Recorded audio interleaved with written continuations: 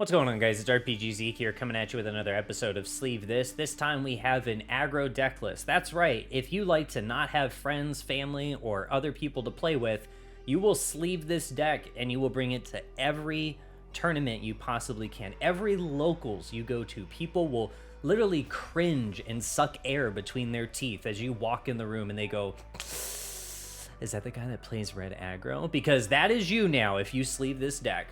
This deck comes to us courtesy of a player known as Nero, and he placed 4th in a recent tournament. So good job, Nero.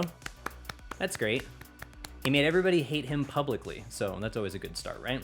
We're going to go through this deck. It's pretty easy, so this video shouldn't be too long. It does have cards from a lot of the previous box sets, even some of the starter stuff. And we will kind of break it down in our usual fashion in Sleeve This. So here we go.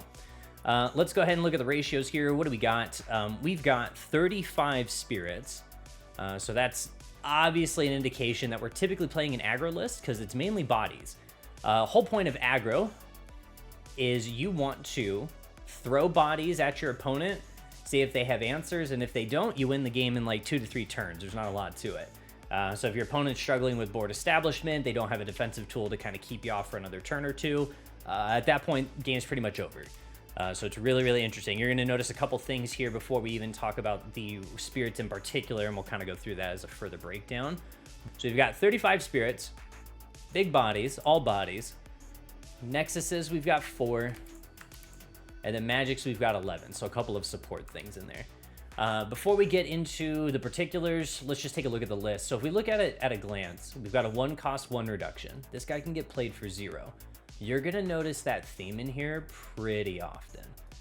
We're just looking for a lot of stuff that can come to the board dirt cheap. And the craziest thing too is like this works. So like out of most of these cards, even if you for some reason just had a 3 cost after a mulligan, you could still play it turn 1 and establish something on the board. This deck is not something you're going to be able to pass on and not put something down turn 1, which is just crazy. The other thing too is your big boss monster in here is Zemitza, a BSSO 5 card with Astral. Yes, she would get played for 2, but she does have that ability when she swings. She'll take 2 core overs from your reserve, or excuse me, 2 cores over from your trash, and she'll put them in your reserve so you can actually start using them again for different things. Does have absolute ice shield, so you're not losing to the aggro game as well. And it does have Scorched Battlefield, and we'll get into particulars. And our only supporting magics here are these 2 that kind of really stay in color, which is Star Blessed Draw, just helping you keep cards in hand from all the bodies you're going to be throwing down and seeing what your opponent does with them. And then Double Heart to close out for the cheeky 2 hit on the life, and we'll kind of talk about that card as well. So yeah, let's go through it. First card on the list in terms of spirits, it's Avi Raptidon, baby. This guy was part of the ban list for the Terrazor list, and he got unbanned, so he's able to come out, and come out he has. So again, it's a 1 cost. You have any other red symbol, this guy's getting dropped for free, and then his curve is actually pretty good if for some reason you need to get bigger on the board or whatever the case is. 1, 2, 3, he goes up immediately. 1, 2, level 3 with each independent core that you drop on him. So there's our first card in the mix, and then as we get into the other ones, the same kind of situation. You'll notice there's not too much going on here. Poison Lizard, you're mainly playing it for the fact he can just get played for free. The reduction or essentially the level here doesn't really matter so much. You'll notice that he goes from 1, 3, 4 cores is what's needed, but again, you can take life with as low as 1,000 attack. Being at a bigger attack doesn't make it any more different from your opponent taking that life or that damage. So we've got another one. We're gonna I can't talk. We're gonna whip through these pretty quick because there's not really a whole lot to talk about in terms of what we're looking for. It's just, do you have reduction? Yes, you have reduction. Play me for free. Put a core on me, sir. Let me go to town. Let me punch stuff for you. And that's a lot of what this deck is going to be doing. And like I said before, probably one of the easier decks to sleeve up because it's just so much common and like easy things to grab nowadays. For example, this guy's from the starter deck. So if you have the red starter deck, great. If not, guess what? There's a whole bunch of other red spirits too that you could probably get at a 0 or very low cost. Scartooth, homie never thought he would place top 4, but here he is, Scartooth, making it to the top. Bearded Eagle's one that's kind of graced us previously in other deck builds just because of his reduction. There was a time when Fabled Beast was absolutely off its chain, and the 3 reduction, but having no effects here is really important, because it does block a lot of things when it comes to Gembu and the Fabled Beast combo. So we are familiar with this card. It had a pretty good curve too. Obviously 1 core, 2 cores 5,000, 4 cores on. Boy's already up to 7,000, which is a pretty good BP threshold nowadays. And then our opener, this guy I want to talk about a little bit. He is from BSS 05, and the main thing for him you're using him for, he's going to be one of your more costly units. He's a 3 cost, sees 1 red reduction. We're not playing any purple reduction, so that doesn't really matter here. But we will invest to drop him because he's got Curse on the swing. So if he swings at a body that's bigger than him and takes him down, he will take him down as a result of Curse. And then if for some reason, if your opponent keeps blocking, you forcibly put the cores on him, get him to his level 2. He's got Confront. He swings. The opponent has to block.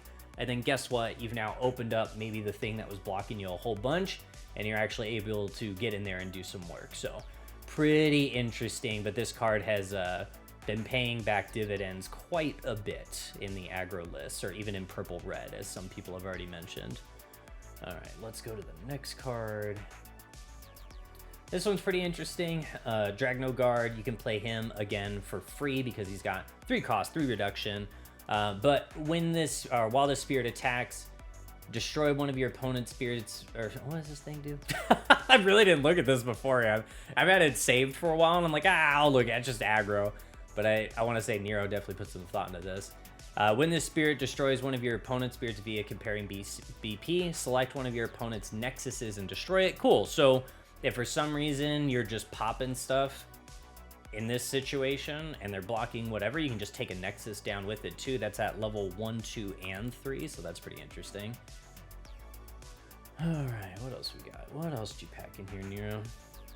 Raptor Aether. This guy's, yeah, from BSS 05, and I think for the most part, I don't know if he really used this to get into Astral. Maybe he did for like a slight of some sort, because he only has Astral on level 3, and that's a requirement of 4 or 5 cores. I want to say he probably didn't get the to the point of probably having to use this, but 3 cost, 2 reduction, still playing it for 1 to give something else further reduction.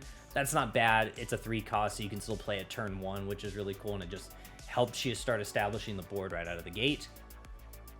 And then our boss monster, the queen herself, Skybinder Zemitza. Very good card. I cannot say enough good things about this card. It's in my blue-red list, and I still think it's really good. Even with the new box on the horizon, it is heavily being considered in a lot of red plays right now, which is super cool. Big thing for her, it's Astral. She is getting past every blocker unless it is also something with Astral. And then her ability to just refresh cores and pop something that's 3,000 fewer BP or less is amazing. This is a very good card, especially in the red family. And then if we move on to those supporting things, so that's the spirits right there. Just taking a look at it. This whole chunk, and then this whole chunk here, all spirits, all 35, because again, we're just trying to throw bodies at the opponent and see if they have a response. I will say this, I played this deck list, I don't know if it was this version, but I played a version of it, and I would die. Like turn 2, turn 3, and the thing that really annoyed me was this. Scorched Battlefield's the 1 nexus in here, and all you're doing is that if you have to play this first, obviously it gives you reduction, but then it helps you sustain a hand size, because the level 1 doesn't really matter too much, outside of like staying out of some early aggro control BP.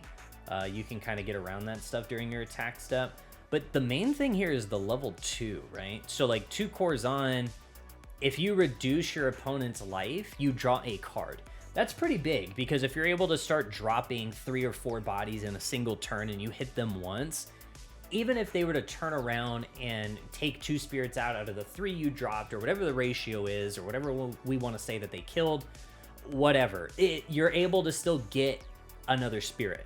Touch once, get another card, you got 35 spirits in the deck. More than likely, you just grabbed another spirit, which is awesome. So Scorched Battlefield just helps stay in that race. Biggest thing for aggro decks that I've always had a hard time with is just sustain. A lot of times aggro right now is played in the format where you put all your bodies down, you try to end by turn 2, turn 3, and if your opponent has a response, you're playing on the back foot the whole time and you don't really have those cards in hand to start doing anything with. Scorched Battlefield kind of turns that around. Now, will he see an opening and just kind of go for it and dive to get a kill turn 2, turn 3? Yeah, from my understanding, Nero said he did absolutely do that. But if he was able to establish this and get 2 cores on and then just start punching the opponent, it also plays at a slightly slower pace, but he's also drawing just as aggressively as he is attacking. So he's also not in a bad situation most of the time. So that's pretty wild. I hated seeing this thing come down. I'm sure all the opponents at the tournament did too, and it just is what it is. Next up, we're not going to talk about it too much because this gets so much airtime. Thankfully, we're starting to make decks now without this card. We're getting to the point. We're finally getting there where in-color cards are starting to show up and be better represented than just having Absolute Ice Shield the whole time, which is great. But yeah, able to keep the opponent off of you if they're playing aggro, end their attack step if needed, and then keep a life in your actual life on the burst resolution, which is awesome. Just able to stay in that race even longer. Next up, staple for red, just helps you fill the hand. Star Blessed Draw on burst, draw 2. And then if you pay for the resolution, which in this, if you pay the main effect, it's 4 cost 2 reduction. So usually you're just paying 2 for this one in color. You're able to draw 2 cards. Again, just keeping you locked and loaded with a hand size that matters. And then here we go. Double Heart, the cheeky tech that is just so disgusting. But hey, it works. So the way this would kind of go down is Double Heart makes it so that a spirit with a soul core on it is treated as having 2 red symbols during this turn. The reason that is so important is if you have 2 life and you have an Absolute Ice Shield placed, just like a lot of the Ascend spirits have 2 symbols, something we're kind of used to playing around, if you get smacked, as soon as you lose the 2 life, regardless of whatever burst you have, the game's over. You don't get to pop your Absolute Ice Shield, you don't get to stay in the fight, none of that. So what you're doing here is you're getting a Double Heart in hand. Usually you're trying to go for the thing that's going to hit, or at least be a good reason to throw the hit on the opponent, and you're going for Zemitza. You could do something like this, where you have Aviraptidon, you have whatever, and you just have a bunch of board-wide spirits. You throw out Zemitza, you swing these guys first, they take the life from the opponent, you swing Zemitza, she's going to get you 2 cores back over into your reserve. You then pay for Double Heart from hand. You take the cores off this, it doesn't matter. You use the 2 cores she just gave you back in your trash, or in your reserve, excuse me. And then all of a sudden your opponent goes, where's my life? I thought I was playing a game. No, you were not. You were never playing because you went up against red aggro. Best of luck to you. GG next. And that's just how that would go. I have seen this sideboard a little bit. We'll talk about, I don't know if he's sideboarded. I was really curious. Maybe I should have talked to him a little bit more before I started recording this. But yeah, sideboard options, it's great. Honestly, I really don't think you need to do too much with the sideboard. This alone invokes so much anger in me. You have no idea how upset it makes me to lose to something like this. If you went to that tournament and this thing traumatically hurt you, like, maybe we should set up some therapy appointments. Maybe we should talk. You know, everybody should give pats on the back to each other. Sobbing in public is okay in my eyes. Like, absolutely just let it out. No issues whatsoever. But let's look at the sideboard. Sideboard, pretty consistent with red. We've got the Burning... I'm just going to talk about my favorites first. So we're going to go Burning Force. I said favorite, but I really don't like this card at the end of the day. You're mainly using it for the Nexus burn, but you can also use it in the Flash Step main window to kill spirits with 3,000 fewer BP and destroy them. It is also good for not only Nexus control, but also for the reverse play on getting rid of aggro spirits if that's what you're running into, and it's in color. So, in color opportunity, pay 3 core since it's 5 cost 2 reduction, and you're able to come back in. Hellcrack is such a cheeky... excuse me, wrong word. Hellcrack is good, but it is really annoying when you're going core thin or you're trying to do other things. Burst is when you lose life, select 2 of your opponent's spirits and remove a single core from it. That can be detrimental depending on when you attacked and if you only had one core on the monster that you were swinging with, and now you just lost the spirit that you thought you were going to have up next turn, whatever you might be thinking. But yeah, it catches a lot of people off guard, and it's very good, and the fact that it does see some red reduction is more than a worthy trade-off, because again, we just looked at Burning Force. Burning Force is a 5-cost, 2 reduction in red. This is a 5-cost, 2 reduction in red, can see an additional cost reduction from purple, but still a very good strong card. And then during the main step, you can also burn a Nexus. You can just get rid of it altogether. The next ones, I'm really curious on the lightning arrow. I guess this would be pretty good if the opponent was just blocking a bunch or had something you just really couldn't deal with. Being able to tell them like, hey, you can't block and you're gonna let me hit you. Or even the opposite, which I don't feel like you would use it for in this deck, but telling something it cannot attack you in return. That's great. I really don't know if he used this, but it's in the sideboard regardless. It's a good tool to have. Lightning Arrow, that one is called.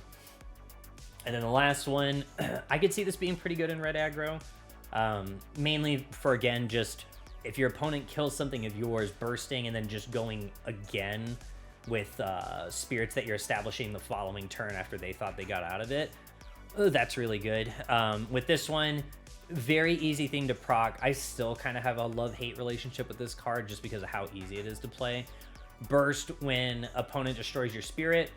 Activate the main effect without paying anything, and then if you were to activate it, it's a 4-cost, 3 reduction in green.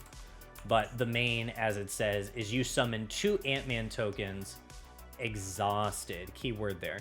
So it's not like you're diving, putting this in the burst, something dies, and then you have 2 other bodies that you're going to continue attacking with. Not how the deck works, not how this card works. They do come in exhausted, but it does help further the turn. Next turn does give you 2 spirits out of the use of a magic card, which is pretty nutty. So very good in the aggro playstyle, even out of color from the red to green transition. Still very, very good. But again, this video wasn't going to be anything too crazy. This was, again, red aggro brought to us from Nero, which I'm sure if you're around the Discords, which again are in the descriptions down below in most of the videos, you always click on those to join, check it out, see what we're talking about or what we're building or what people are slinging at each other. But I hope you guys enjoyed this one. Nero, if you're watching or if you watched it, I hope I talked and did some good things involving your deck and kind of broke it down for everybody. Everybody, if you did something different or if you see something like this, hide. Don't tell people that this is something allowed. I'm actually regretting making this video, but I'm still going to because I told Nero I would, so here we are. I will catch you guys in the next one. Peace.